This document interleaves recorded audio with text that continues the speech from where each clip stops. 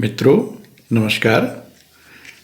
आज हम इस विषय पर चर्चा करेंगे कि हमें बच्चों के साथ कैसा व्यवहार करना चाहिए।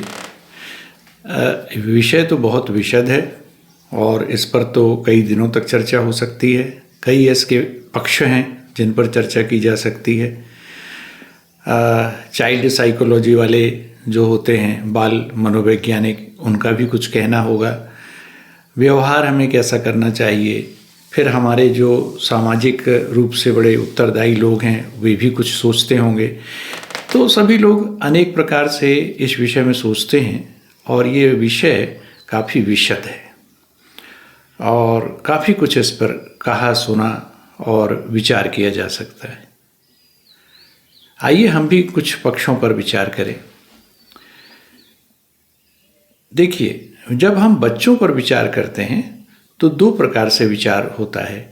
एक तो मेरा अपना बच्चा, हमारे बच्चे, और दूसरे बच्चे जो सामान्य रूप से बच्चे हैं, जो हमारे नहीं हैं, मतलब हमारी औलाद नहीं है, हमारी संतति नहीं है, ना हमारे नाती पोते हैं वे, और ना ही हमारे पुत्र पौत्री इत्यादि हैं। तो ऐसी स्थिति में वे हमारे नहीं हैं किंतु बच्चे तो हैं। तो उनसे जो व्यवहार होता है और हमारा अपने बच्चों के साथ जो व्यवहार होता है, दोनों में प्रायः आप देखेंगे भिन्नता रहती है।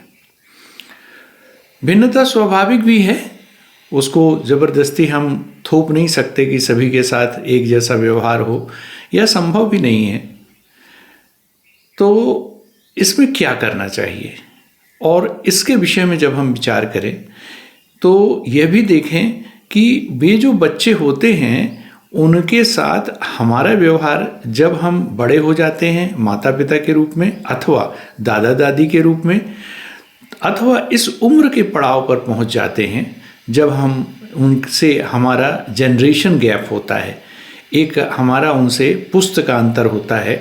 उस पुस्त के अंतर को सामने रखते हुए हमारा उनके साथ कैसा व्यवहार होना चाहिए, यह भी विचारणीय विषय है। तो देखिए, सबसे पहली बात तो ये है, हम एक एक पक्ष पर थोड़ा सा विचार करें। सबसे पहली बात तो ये है कि एक आपने सुना है राग और द्वेष या मोह, इसके विषय में आपने सुना होगा। हमें अपने बच्चों के प्रति हम मोह से प्रभावित होते हैं, मोहित होते हैं। हमारे अंदर उनके प्रति मोह जगा होता है, उनके प्रति हम राग युक्त होते हैं, उनसे हमारा विशेष अनुराग होता है कि ये हमारे पुत्र हैं, मेरा पुत्र है, मेरा पौत्र है, मेरा नाती है। तो इसके साथ हमारा एक विशेष अनुराग होता है। तो कभी कभी ऐसा तो नहीं है कि वह अनुराग हमें किसी प्रकार से ऐसा प्रभावित कर देता हो कि जिसके कारण बच्चे के प्रति जितना वस्तुनिष्ठ प्रकार से व्यवहार हमारा होना चाहिए वह नहीं हो पाता, उसमें कुछ अतिरेक हो जाता है, या कुछ ऐसे आति की भावना से हम ग्रस्त हो जाते हैं जब हम कुछ ऐसा व्यवहार कर गुजरते हैं जो शायद हमें नहीं करना चाहिए, जो लॉन्ग रन पे एक दीर्घ काल में बच्चे के लिए संभवतः हितकारी ना हो। क्योंकि देखिए, हमें उसके लिए सुखकारी और हितकारी, जब हमारा किसी बच्चे के प्रति राग होता है, मोह होता है, तो हम उसके सुख, तात्कालिक सुख और हित दोनों के विषय में सोचते हैं। तो जब हम हितकारी बात सोचते हैं तो हम काफ़ी हद तक वस्तुनिष्ठ हो सकते हैं। और जब हम किसी ऐसे बच्चे के विषय में सोच रहे हैं जो हमारा नहीं है या जिससे हमारा कोई आवश्यक ऐसा रिश्ते का संबंध नहीं है, तो उसे भी एक सामान्य बच्चे के रूप में हम उसके प्रति हितकारी दृष्टिकोण रख सकते हैं। और वह हितकारी दृष्टिकोण हम अपने अथवा किसी अन्य के बच्चे के समान रूप से रख सकते हैं, चाहे वह हमारा बच्चा हो या अन्य का बच्चा हो, दोनों के साथ समभाव से हम हितकारी मान करके कोई व्यवहार कर सकते हैं और करना चाहिए।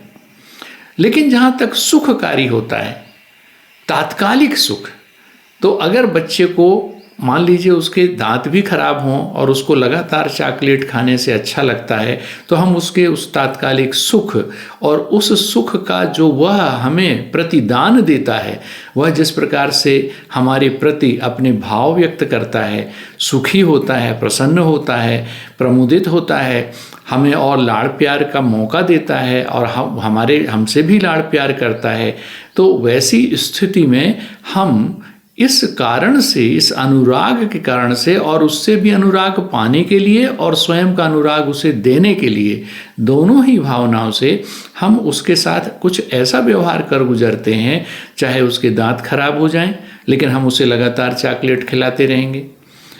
वो अगर कुल्ला नहीं भी कर रहा है मिठाई खा के, तो भी हम उससे जिद नहीं करेंगे और मिठाई खिलाते जाएंगे, चाहे उसके स्वास्थ्य के लिए वह हितकारी हो या ना हो।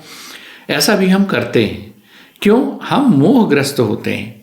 हम उससे जो हमें मिल रहा है, उसकी जो हंसी है, खुशी है तात्कालिक, उससे प्रभावित होते हैं। उसके दीर्घकालिक हित के विषय में हम सोचना बंद कर देते हैं।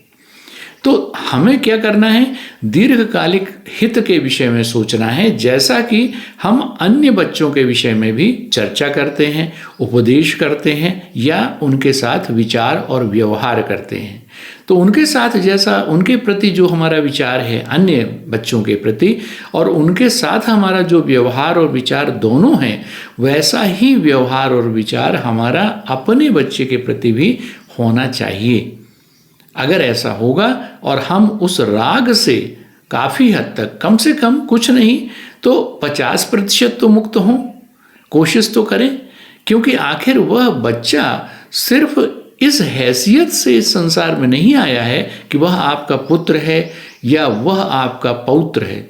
वह उसके अलावा बहुत लोगों का बहुत कुछ है और इस पूरे संसार की धरोहर है। उसका अपना एक स्वतंत्र भविष्य है, स्वतंत्र अस्तित्व है, जिसमें बहुत एक छोटा सा अंश है जो आपके पौत्र या पुत्र होने की भरपाई करता है। वह सर्वस्व नहीं है। तो जब वह सर्वस्व नहीं है तो आपको वस्तुनिष्ठ रूप से उस बच्चे का हित ख्याल में रखना चाहिए और अपने व्यवहार को तदनुसार ही ढालना चाहिए। पहली बात तो ये हो गई। दूसरी बात, कम से कम 50% तो हम इसकी कोशिश करें कि अपने मोह और राग से मुक्त होकर के वस्तुनिष्ठ प्रकार से उसे अन्य बच्चों के ही समान देखने का प्रयास करें, ताकि हम उसके शुद्ध हित के विषय में सोच सकें, ना कि अपने और उसके पारस्परिक सुख के आदान प्रदान के विषय में ही सीमित रहें। जब हम उसके और अपने पारस्परिक सुख के प्रति, आदान प्रदान के प्रति सीमित रहते हैं तो हमारा व्यवहार निश्चित तौर पर एकांगी होता है। वह एकांगिता से हमें बचना होगा। इसके अलावा एक और बात है, वह क्या है कि आपने सुना होगा जनरेशन गैप होता है। कहते हैं कि एक पुस्त का अंतर होता है। 20 साल को जैसे सामान्य रूप से एक पुस्त मान लेते हैं कि 20 साल से अधिक का अगर अंतर है तो वो एक या 2 जनरेशन का, दादा हैं अगर हम, तो हो सकता है 2 जनरेशन का भी अंतर हो। तो ये अंतर होता है हमारे और हमारे पुत्र अथवा पौत्र या पुत्र पुत्री के प्रति, ऐसा होता है। तो जो ये अंतर होता है उसके कारण हमारा व्यवहार प्रभावित होता है, और वह जो व्यवहार प्रभावित होता है उसमें कतिपय विसंगतियां उत्पन्न होती हैं, जिसके कारण व्यवहार में दिक्कतें आती हैं। तो इसमें हमें क्या करना चाहिए? इसमें हमें कुछ भी ज़्यादा नहीं करना है, सिर्फ हमें अपने भूतकाल को याद करना है और बच्चे के भविष्य काल को ध्यान में रखना है। बच्चे का भविष्य और हमारा भूत, इनका अगर हम ध्यान रखेंगे तो ये जो जनरेशन गैप की समस्या है वो अपने आप ही दूर हो जाएगी। भूतकाल का अर्थ क्या है? हम अपना बचपन याद करें कि हम बचपन में शरारती थे या बचपन में हम किस प्रकार के थे। हमारा ज्ञान सीमित था, हमें कम चीज़ें पता थीं, हम चंचल ज़्यादा थे, हम उत्तेजित ज़्यादा रहते थे, हम बड़ी जल्दी जो है आवेग में आ जाते थे, हमें भूख बहुत लगती थी, हमें प्यास बहुत लगती थी, हमें बहुत चीज़ें अच्छी लगती थीं। अब शायद उतनी चीज़ें अच्छी नहीं लगती। हमारे अंदर आकर्षण बहुत था, और किसी भी चीज़ के प्रति हम आकर्षित होते थे और पता नहीं क्या क्या था। तो वह सब जो हमारा लड़कपन था, हमारा जो बचपन था, वह हमारा जो भूतकाल है, उसे हम अपने ध्यान में रखें जब हम उस अपने बच्चे से व्यवहार कर रहे हैं तब। और उसके साथ ही उस बच्चे के भविष्य का ध्यान रखें कि उसका जो भविष्य है वो किस प्रकार के संसार में जीने जा रहा है, वह किस प्रकार की सभ्यता और संस्कृति में प्रवेश कर रहा है, वह किस पर्यावरण में प्रवेश करने जा रहा है, इसका भी हमें ध्यान रखना है। क्योंकि वह जिस युग में प्रवेश कर रहा है या जिस युग में उसका भविष्य सन्निहित है, वह युग कितना एडवांस है, कितना अत्याधुनिक है, कितने प्रकार से वह हमारे भूतकाल से उसका कितना अंतर है, हमारे वर्तमान से उसका कितना अंतर है, और वह सब चाहे वह अच्छा है अथवा बुरा है। मेरे कहने का तात्पर्य नहीं है कि आने वाला युग हमेशा अच्छा ही अच्छा होता है। बहुत सी ऐसी चीज़ें भी होती हैं जो वांछित नहीं होती और घटित होती जाती हैं, या हमारे आगे के देश का और हमारे संस्कृति का और सभ्यता का हिस्सा बन जाती हैं, जो हम नहीं चाहते कि ऐसा हो, वैसा भी हो जाता है, अनचाहे ही हो जाता है। हम नहीं चाहते कि ऐसा पर्यावरण हो, ऐसी समस्याएं पर्यावरण में आएँ, लेकिन वे समस्याएं आ जाती हैं। धीरे धीरे विज्ञान के विकास के साथ ही कुछ ऐसे भी अभिशाप हमें प्राप्त होते हैं जिससे हमें समझौता करना पड़ता है या जिन्हें झेलना पड़ता है। तो उन सब के परिप्रेक्ष्य में वह बच्चा, उसका जो भविष्य है उसको ध्यान में रखें और अपने भूतकाल को ध्यान में रखें, और इन दोनों के बीच में सामंजस्य करते हुए, चूंकि हम एक ऐसी स्थिति में हैं जब हम परिपक्व हैं, बच्चा तो परिपक्व नहीं है लेकिन हम परिपक्व हैं, तो हम यह समन्वय स्थापित कर सकते हैं अपने मानस में, और हमारे मानस में जो समन्वय स्थापित हो उसके आधार पर हम उस बच्चे से व्यवहार करें, तो हमारा व्यवहार संतुलित हो जाएगा, वैज्ञानिक हो जाएगा, उसके लिए हितकारी होगा। इस बात का भी ख्याल रखना बहुत आवश्यक है। तो ऐसी कुछ बातें हैं। अच्छा, एक और बात बड़ी महत्वपूर्ण है। यदि हमने शुरू से यही कोशिश की कि हम उसे बिल्कुल अपने ही प्रकार से ढाल देंगे, अपने ही सांचे में ढाल देंगे, हम जैसे हैं, हम अपने को श्रेष्ठ मानते हैं और हम इसी सांचे में उसे ढाल देंगे, बिल्कुल ऐसा ही बना देंगे। अगर ऐसा ही आदम और हव्वा ने भी सोचा होता, या इस सृष्टि के प्रथम जो भी जीव रहे होंगे मनुष्य के रूप में, उन्होंने भी अगर यही सोचा होता, तो आज तक मनुष्यता का और इस प्रकार की सभ्यता और संस्कृति का विकास कभी ना हो पाता। सिर्फ उसी प्रकार के सांचे में ढल ढल के लोग पैदा होते रहते और वैसे ही रह जाते, लेकिन ऐसा नहीं हुआ। हमने विकास देखा है, हम देख रहे हैं कि आगे भी विकास है, और विकास इस बात की गवाही है कि परिवर्तन होता है।